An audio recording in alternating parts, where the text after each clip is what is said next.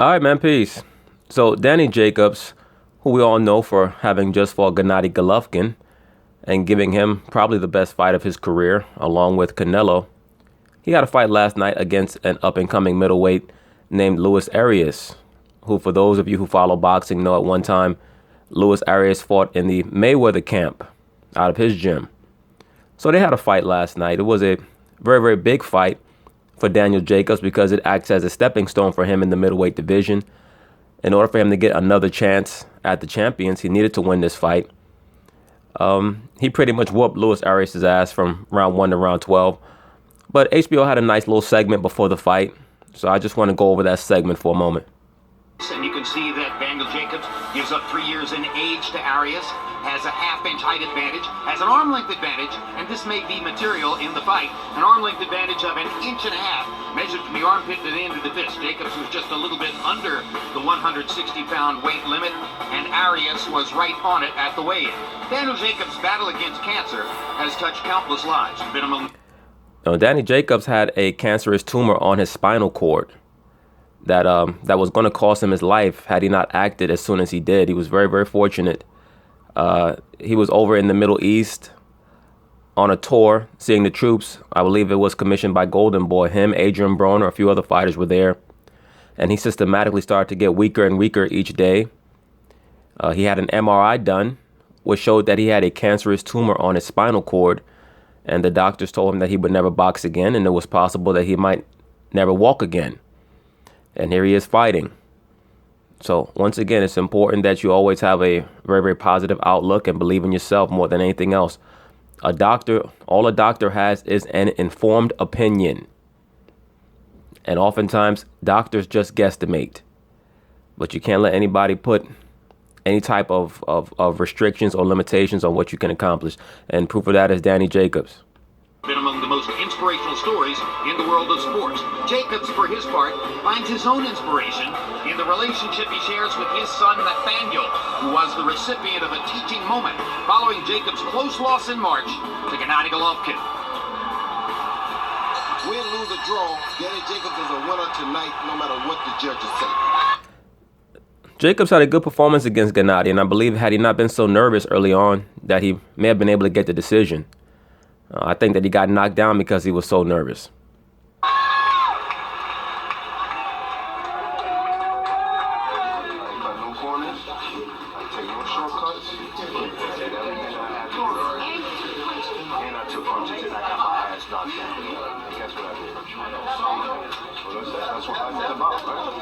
That's exactly what life is about. You take your punches in life and you get back up and keep moving forward, man. Like I state over and over again on this channel, ain't none of us perfect. We all hit low stumbling blocks. But, you gotta get back up and keep moving forward and not worry about the bullshit that's behind you. It's behind you for a fucking reason. You can't cry over spilled milk. So now we're here. We have a fresh new start, and we're picking up the pieces. Nate is full of personality. My team and everyone loves to have him around because he's not just an average kid. This kid is a boxing fanatic. But number one thing that he does that I ultimately love is he's here for his dad. All he wants to do is just be with his dad. I did my biggest fan. I did my biggest supporter. Come on. That is everything for me. Like, I live for my son. Nate, Lewis said he's gonna knock me out. Yeah, but that ain't gonna happen. How you feel about that? Jesus told me. Know that he wants to be around dad, and dad is that cool guy. I'm glad that I can have that effect on him. Yeah, that's a great thing. I just hope that the brother doesn't put his son on a pedestal. Oftentimes, that can be a very, very precarious situation that brothers go through in life where they put fleshly things on a pedestal. I covered that with Tyrese.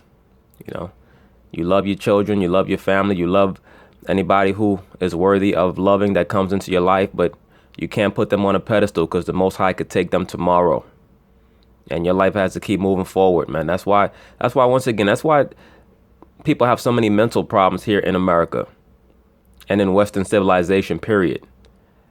Because they're taught to put fleshly things on a pedestal, and you can't do that. That's why you also have such an upsurge in atheism, because you have so many people who say things like, well, if there's a God, how come he allowed my mother to die? If there's a God, how come he allowed my sister to get raped? If there's a God, how come he allowed my father to get paralyzed? All these things happen as a part of life. None of us are promised a good day every day. Right? It's due to the notion of God that gets taught. It's due to the notion of the Most High that gets taught in this society, that he's all benevolent. Why people have these irrational expectations for God, and it's really based on the belief that God is supposed to serve them as opposed to them serving him. Well, once again, that's what the story of Job is about. Is that you take the good with the bad and you keep moving forward. That's all you can do. So I just wanted to put this little segment in with Danny Jacobs to show you how positive an outlook he has as a man who had a cancerous tumor on his spine. He wasn't even, he just turned 30 years old. And, this issue happened like 4 years ago. So, a man in his mid-20s who had the whole world in front of him and, had riches and everything on the table in regards to an athletic world, the athletic field. His occupation at the time being a boxer, he had millions of dollars on the table in his future. And at no point did he doubt himself. And he just kept moving forward. All right, so now we're in the aftermath of the fight. Danny Jacobs pretty much whooped his ass all 12 rounds. Luis Arias basically had to hold for most of the fight just to survive. I give him credit for surviving because Danny Jacobs has a high level of boxing skill as well as great power. So let's see what goes on in the aftermath of this fight. 12 rounds complete.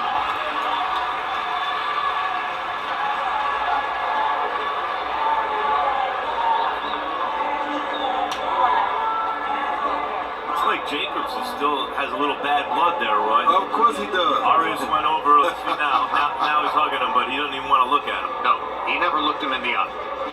Yeah, Arias was talking a lot of shit before the fight. He was saying a lot of foul things. And Danny Jacobs carried those things with him into the fight. And that's one of the main reasons why he was trying to knock him out all 12 rounds. It probably cost him a knockout because a lot of times when you're looking for the knockout, it stops you from allowing it to happen naturally. And that's not often you see that. Usually, even after trash talking at the end of a 12-round fight, guys will hug it out. All depends on how serious it is, Max. Exactly, Roy. Tell him it depends on how personal people take it. There are blood feuds in boxing. There's blood feuds in everything in life. Max, sometimes the guys cross the line. Apparently, Jacobs thinks that Arias did. I think Jacobs made clear in our fighting meeting yesterday that he felt like Arias had crossed the line. No, but Danny Jacobs got them Will Smith ears. they could say that before the fight, and usually afterward, there's a little less of what we just saw. Jacobs did not like what Arias said, obviously. By the way, in the left corner of the screen, over there in Jacobs' corner, momentarily a few seconds ago, the left corner of the screen there, that's Chris Algieri. Yeah, they go Chris Algieri, the dude who gets his ass whooped against every great fighter, the fitness expert.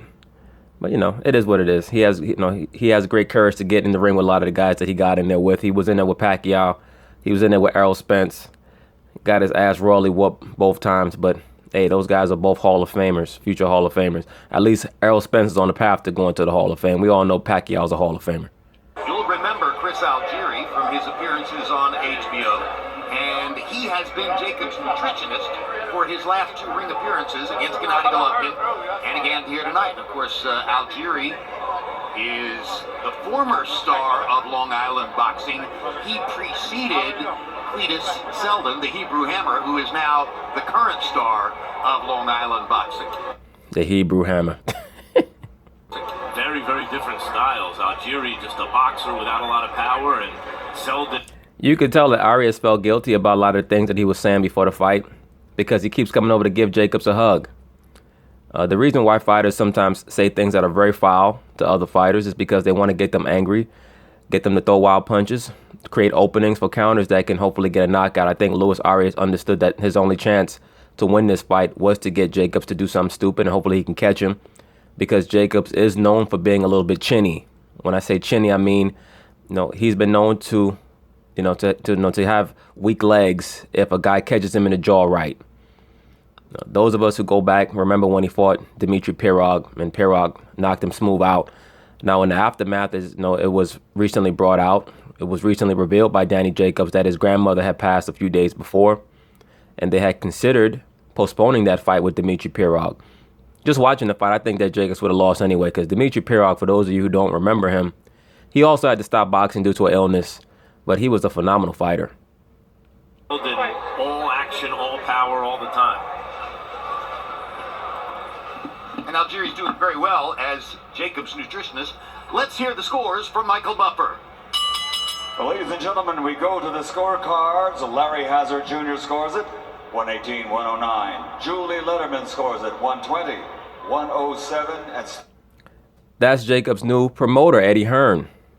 Very, very shrewd move by Danny Jacobs to hire Eddie Hearn, because Eddie Hearn is a promoter who has no beef with anybody. He's willing to do business with everybody. So Jacobs understands that in order for him to consolidate the belts and to rise as high as he needs to rise to, in preeminence, to beat all the champions that he wants to beat, he has to be with a promoter who doesn't have beef with Bob Arum, doesn't have beef with Al Heyman, who can do business with everyone. And that's what Eddie Hearn is. So Jacobs knows he'll be able to get the Canelo fights because this guy has no beef with De La Hoya. He'll be able to get the Golovkin fights. He'll be able to get, the fights with the Charlos. All the fights that he needs to make in order for him to show that he's the most dominant fighter in the 160-pound weight class. Steve Weisfeld has it, 119-108. All three scores go to the winner by unanimous decision. The Miracle Man from Brownsville, Brooklyn, New York, Danny Jacobs.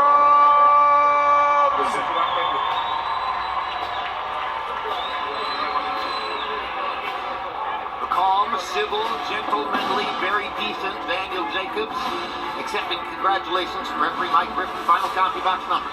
He more than doubles the number of punches landed by Arias. He throws 263 more. Luis Arias mostly was in survival mode in this fight. I mean, he's a nice little fighter, but he's not on the level to compete with top competition. I give him credit for being able to take the ass whooping that he took. But he held for most of the fight. He was trying to hit low to stall Jacobs off. He was rabbit punching, like I stated, hitting low. Even at one point, he even tried to body slam Jacobs a couple times. He did what he could to survive. He's a scrappy little guy. I remember he first came into prominence when Floyd Mayweather used him as a sparring partner. I think he was preparing for Robert Guerrero, if I remember correctly. I think that's when he brought in this guy. And the other guy, Love, I can't remember his first name. Some Love. DeLeon Love. Yeah, Mayweather brought in Luis Arias and DeLeon Love, I believe, in preparation for his fight against Robert Guerrero, if I remember correctly. And, as most all-time great fighters do, their sparring partners normally end up competing for world titles or competing against world titleists. So that's what we have here with Luis Arias. But I don't see the ceiling on him being very high. He lands at a significantly higher connect percentage. Power shots, he exactly doubles the number of landed punches by Arias. He throws nearly 100 more, and he lands at a very high percentage of 45%. So all in all, a very technically skilled performance by Daniel Jacobs. Once again, that's a testament to Arias' toughness. Normally, when a fighter's landing around 50% of their power shots, it normally means that he got a knockout. We'll take a look at punch zone, see where the punches landed. And you can see that Arias only got to Jacobs' body 24 times. Jacobs landed 30 body shots against Arias, 27 of them with the right hand. And a lot of those were those uppercuts to the body, thrown both from distance and in close, and all very effective. Damn, my man Arias got hit in the head 154 times. Whew. God damn. Man gonna have a hell of a headache tomorrow. 154 headshots for Daniel Jacobs as opposed to only 64 for Arias. And now Max Kellerman stands by with the winner. Congratulations, Daniel, on a totally dominant win against the determined, undefeated opponent. I wasn't going to start here, but since you brought it up just now, you nodded to someone ringside and said, that's the doctor who saved my life. Yeah, I want to send a major shout out to Dr. Harder right there in the crowd. I love you, Doc. So how does it feel, not that this was for the title, but how does it feel now having knocked out? Well, really, the Lord saved your life. The Lord just used that doctor. You know, believe me, people die on the operating table all the time. So, and you could thank the doctor. But you know, Jacobs is a relatively wise dude. So I'm sure he understands who the credit really goes to for why he's still around. Out Kid Chocolate, beaten more in the rematch the way you did, given Triple G the kind of fight you did, dominated this fight here in your home state, and you nod to the doctor over there, the doctor who saved your life. What are you feeling right now? Life is blissful right now. I mean, I'm living in my dreams. All I want to do is impress the fans. All I want to do is be the people's champion. I have an opportunity to do that. And with my new showcase here at HBO, the sky's the limit. Once again, he's making very good business moves. As he himself stated, his showcase on HBO, I think that Danny Jacobs understands that the only other black fighter that they're really showcasing on HBO is Terrence Crawford. And even now, with him being associated with Top Rank has moved most of their fighters over to ESPN. So we probably won't see Terrence Crawford on HBO anymore. So now Danny Jacobs has an opportunity to be the only black fighter that gets showcased on HBO. And, you know, most likely along with what's his name? The heavyweight out there in England, Anthony Joshua. He may have some fights broadcast on HBO, but even most of his fights are on Showtime. So Danny Jacobs understands that with Eddie Hearn, a lot more avenues will be open for him to achieve some stardom and some notoriety. I said off the top of the show. And like he also said, his life is blissful. Why is that? Because he's pursuing what he loves to do. He's not sitting back and just being satisfied being a regular person. You know, he knows what it is that he's great at. He knows what he loves to do, and he's pursuing it. That's all life is about. You know, like I've stated before, a lot of so-called black men have been trained to sit back and believe that they should be happy at a job, even if that job is not what is satisfying them, and then they end up being miserable. You know, you have to find what you love to do and pursue it to the best of your ability. It doesn't mean you're gonna get there tomorrow, but you'll get there if you put forth 100%. Show that this was a trap fight for you, because once you couldn't possibly have the same emotional motivation that you've had recently, given the magnitude of the fights you've had recently, and yet he did a lot of trash talking leading up to the fight. What did that do for you? It added extra motivation, but I think at the end of the day, it kind of deterred me from my game plan. Especially when I heard him early on, I realized that I could hurt him, and I was trying to go for the knockout opposed to listening to my corner really putting it together. But, I mean, I've been out for about 8-9 months now, a little rusty. But now that I'm here, I'm active now. I have my new promoter, Eddie Hearn. He's going to keep me active, and we're going to be able to sharpen our skills up and go after the best. You look pretty sharp to us ringside, Dad. I also think that his statements were kind of a veiled shot at Al Heyman. I think that Al Heyman's stable is so big that he's unable to provide a lot of the opportunities for fighters like Jacobs that Jacobs felt like he deserved. I think that Jacobs felt that he was being put on the back burner in favor of other fighters. Dan, you look like a prime fighter, a peaking fighter, right? He should be. He's 30 years old. That's right when an athlete is in their absolute prime, from about 27 to 30. Right now, so you're saying that the anger actually threw you off your game plan. We were saying ringside, you didn't allow that to happen. You allowed it to make you intense without being careless, but you're saying it threw you off.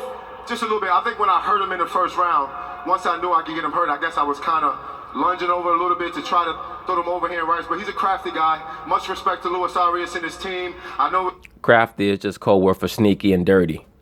I know it was a bunch of hype and build up, but you know, he's fighting for his family. That's the same as I. So you got to respect a guy like that. So cheers to him and his team. Though it didn't appear that way right after the fight. He came over to hug you and you didn't look at him the first couple times, like as though there was still bad blood. I mean, this is boxing, you know.